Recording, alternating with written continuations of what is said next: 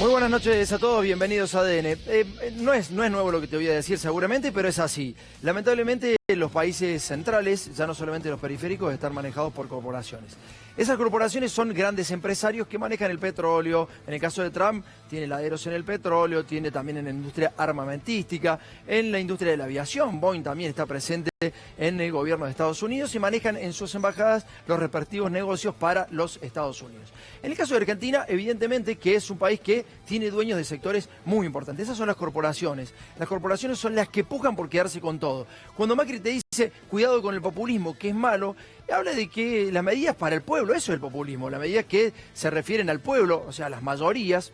En general, la política es el gobierno de las mayorías, para eso uno accede a la política, para que haya más bienestar para la mayor parte de los ciudadanos. Eso le llaman populismo despectivamente, casi como el coronavirus, la comparación que hacía Mauricio Macri, muy bien hecha, de acuerdo a la ideología de Mauricio Macri. Pero esas corporaciones son las que quieren manejar la Argentina y a esas le habló hoy el presidente Alberto Fernández. Fíjate lo que le decía respecto a los precios, algo muy acertado que tiene que ver con las medidas que viene tomando y les habló directamente. Dale. Hemos ayudado a toda la producción a empezar a recuperarse. Lo hicimos frenando las tarifas de luz y de gas. Lo hicimos frenando el aumento de combustibles. Lo hicimos abriendo el crédito nuevamente del Banco Nación y del Banco Provincia. No es posible que con todo eso los precios sigan subiendo. Y en esto quiero serles franco, voy a ser implacable porque no estoy defendiendo a un gobierno, Estoy defendiendo a la Argentina. Estoy defendiendo a los consumidores. Eso tiene que parar. Y tiene que parar fundamentalmente porque no tiene lógica que los precios sigan subiendo. Y vamos a ser inflexibles con este tema. Y lo que puede ser, y todo sería más llevadero, es que los empresarios nos ayuden a contener este tema. Un poco con responsabilidad de ellos y un poco viendo si el Estado puede hacer algo por ayudarlos a contener el problema. Pero mucho me temo que el problema tenga más que ver con las expectativas que con la realidad. Con las expectativas de lo que puede pasar, expectativas que terminamos pagando los que consumimos. Y eso no tiene sentido. Eso le decía el presidente a los empresarios de la alimentación y en general estaba delante de la UIA el presidente y les hablaba de esa manera. Hace un ratito tuiteaba esto a las 9:38, 21:38. La suba de precios tiene que parar porque no tiene lógica. Vamos a ser implacables e inflexibles con este tema. Una sociedad es un lugar donde todos ganan. Si unos ganan y otros pierden, no es una sociedad, es una estafa. Bueno, de esto quería hablarte, ¿no? Los grandes empresarios durante la época de Mauricio Macri, ninguno abrió la boca. Los que hablaban la boca eran los empresarios pymes. Los que no estaban en el precipicio, estaban debajo del precipicio porque 20.000 pymes cerraron durante la era Macri. El resto cerró la boca y no dijo absolutamente nada.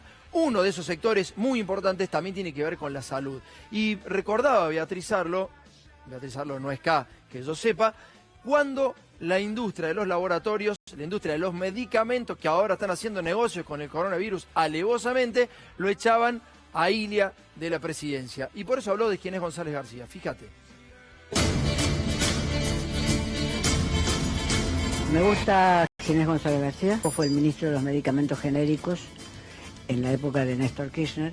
Voy a contar una anécdota, no sé si a él le gustaría que la contara. Bueno, pero contémosla. Pero yo me lo encontré en un canal de televisión cuando acababa de salir la ley de los genéricos. Y me acerqué y le digo, mire, ministro, lo quiero felicitar. Y me miró y con mucha honestidad o sinceridad me dijo, mire, todavía me están temblando las piernas. Y en efecto, eso es así porque ahí recordé que el ministro de Salud Pública de India también quiso poner los genéricos y que fue una de las razones por las cuales a India le dieran el pasaje fuera de gobierno. Me quedo...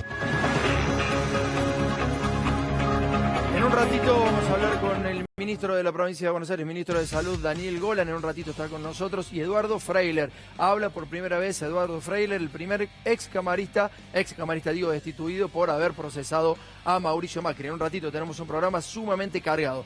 Pero quería seguir con las corporaciones. En este caso vamos a hablar de la alimenticia. El ex ministro de Salud, Rubinstein, de Macri, Una de las pocas cosas que quiso hacer bien fue poner el etiquetado frontal en los alimentos. ¿Por qué? Porque los alimentos, la mayoría tienen un altísimo contenido de grasas, la mayoría tienen altísimo contenido de azúcar, o sea, son perniciosos para la propia salud de los ciudadanos. Quiso copiar el modelo de Chile y vino el ministro de Producción y le dijo, cállate la boca, que no vamos en ningún lado con eso. Fíjate lo que decía. Conversamos un poco sobre temas estratégicos que hacen a la relación bilateral, pero que sobre todo tienen que ver con propósitos y objetivos comunes, políticas alimentarias, hablamos de la experiencia de Chile en el etiquetado frontal. Nosotros estamos comenzando a avanzar en Argentina en este sentido. En realidad, el etiquetado frontal no es otra cosa que reforzar el derecho a la información que tienen los usuarios, consumidores, la gente en general. En realidad está claro que la evidencia cada vez es mayor, la evidencia científica cada vez es mayor, de que los sellos, así como están, y sobre todo el modelo de advertencia chileno, realmente cambian las decisiones de compra de los consumidores. Obviamente, como todo grupo de interés, la industria tiene cierta reticencia a cambiar las cosas. Temen que esto provoque una reducción de las ventas. Entonces, ¿qué pasa? Viene el Ministerio de Producción, obviamente la perspectiva no es el gobierno de Macri, así de épocas inmemoriales. No te decía que el gobierno de Macri porque él participó de ese gobierno, pero dijo, cállate la boca, no vamos a ningún lado con esto, porque la industria a la que le hablaba hoy el presidente Alberto Fernández se le había puesto en pie de guerra. Y los que están en pie de guerra son los muchachos del campo nuevamente. Recordá que durante la era Macri también estos muchachos siguieron las políticas, Macri siguió las políticas que ellos mismos le dictaron.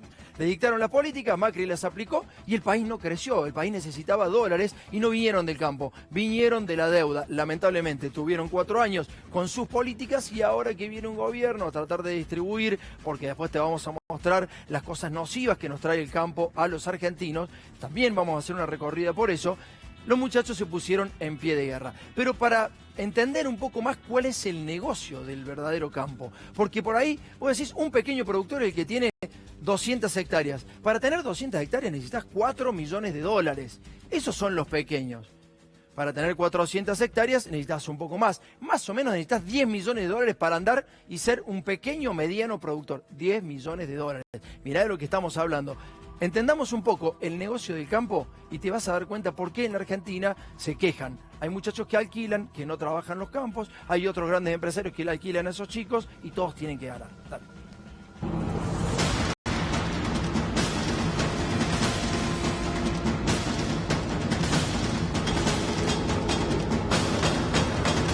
¿Por qué el campo reaccionó ante la leve suba de las retenciones a la soja y no lo hizo con el cierre masivo de tambos o la nula cosecha de manzanas, duraznos, ciruelas y tomates en Mendoza y Río Negro?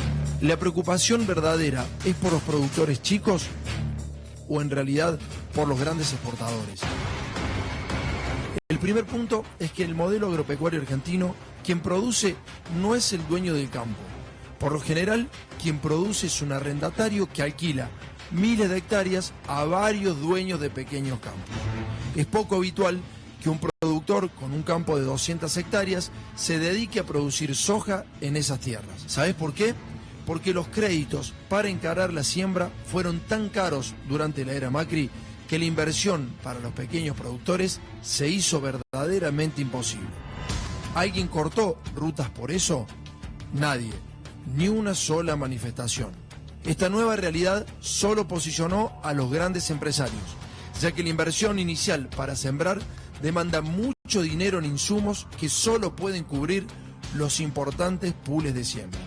A grosso modo, siempre se necesitaron el equivalente a 2.000 kilos de soja por hectárea para producir esa misma soja y la ganancia surge de todo lo que exceda esa producción. Pero los alquileres de los campos son el gran problema. 1/3 de esas ganancias se va en ese concepto, alquiler.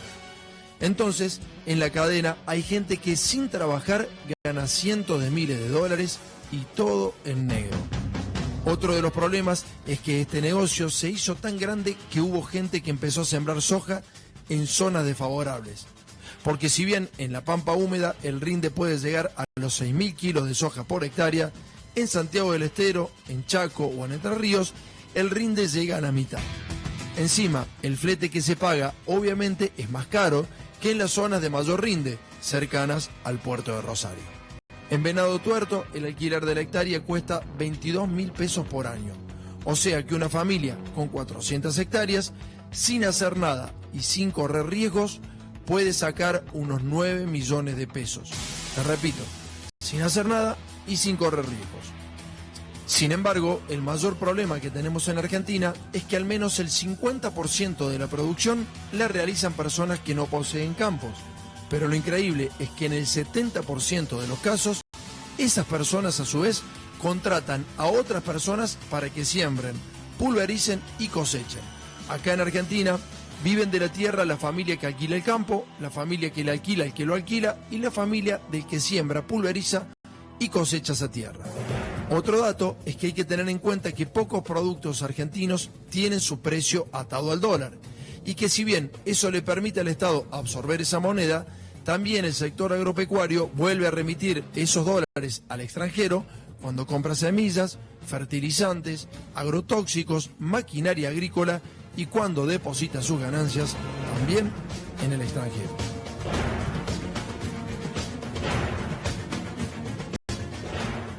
Bueno, lo saludo a Gaby Pepe, que es especialista justamente en temas de gobierno, legislativo, saber qué se está diciendo en el gobierno respecto a este sector particularmente. Gaby, buenas noches. ¿Qué tal, Tomás? ¿Cómo estás? Buenas noches. Bueno, hoy estuvo el presidente Alberto Fernández en un almuerzo en el Consejo Interamericano para el Comercio y la Producción, en el CICIP, en el que hubo muchos empresarios y también hubo representantes del campo. ¿Qué dijo ahí el presidente Alberto Fernández? Dijo que le agradecía mucho al campo que hubiera aceptado la propuesta que hizo el gobierno en materia de retenciones y además dijo que el campo es un socio estratégico del gobierno.